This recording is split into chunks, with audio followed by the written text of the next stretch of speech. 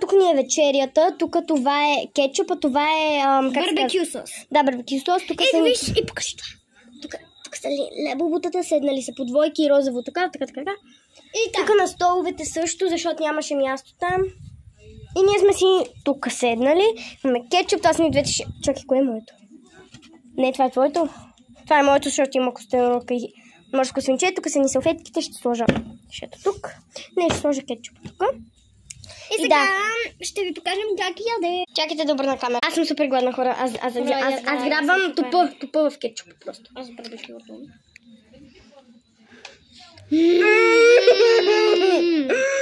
Хора. Много вкусно, да.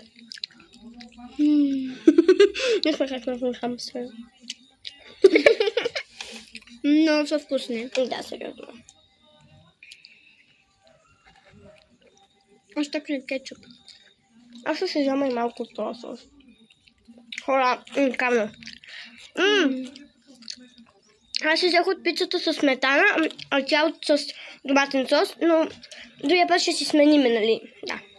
Да, сега.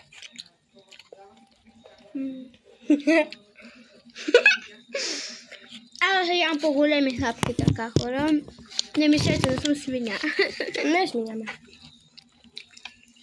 Хора, единия сос е малко по-лют от другия. Просто, като съм супер гладна, ям по много такива големи хапки, вижте.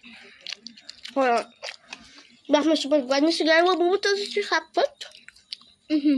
Те също са си взели. Те са си взели парченца.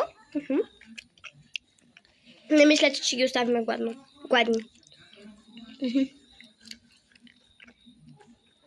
Хора, буквално...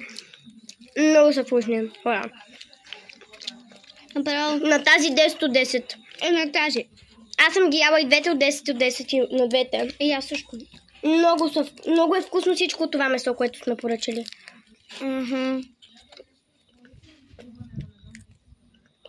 Много вкусно.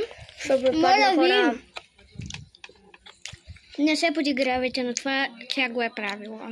Мамата не оставя да не я направи мъсна. Но хора, да. Много вкусно.